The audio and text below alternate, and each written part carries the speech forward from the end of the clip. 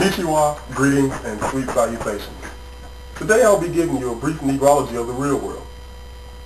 Now you may be thinking, I know what a chronology is, but what is a Negrology? Well, as you know, a chronology is defined as the sequential order in which past events occur. Well, a Negrology is essentially the same thing. A sequential order in which past Negroes occur. In this case, on the real world. And what better way to give you this Negrology than in Negrological order? And sorry if I pass on some Negroes. On May 21st, 1992, the world is introduced to the real world on MTV. The first Negro to grace the real world was Kevin Powell. Now Kevin is a monumental Negro because he was the first Negro to grace the real world. Now the second season introduces us to an astonishing two Negroes in LA by the name of David and Tammy. Now David was a stand-up comedian, but nothing was funny when he tried to pull a Latrell Sprewell on one of the housemates and was later kicked off. Go figure. You can't have too many Negroes in the house, literally. The next season's Negro was Muhammad. Enough said. The fourth season was set in London.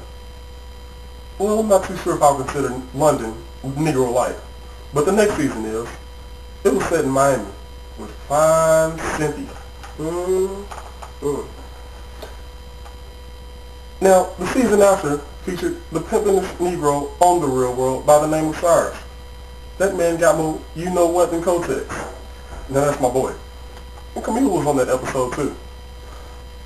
Now, I think Seattle shows the first gay black Negro on the show by the name of Steven. And that Negro was a Nana.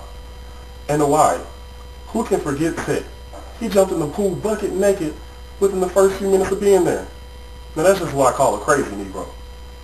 And does anyone ever recall him using the restroom before this? Wouldn't want to have been in the room, pool after that. New Orleans featured Mr. Shibby-Doo-Wop Man, David Broom. He was pretty close to Cyrus on that pimping level.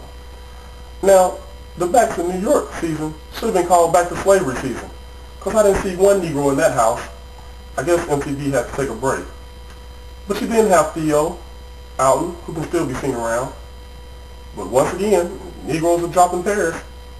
Guess they didn't want to take our black asses overseas.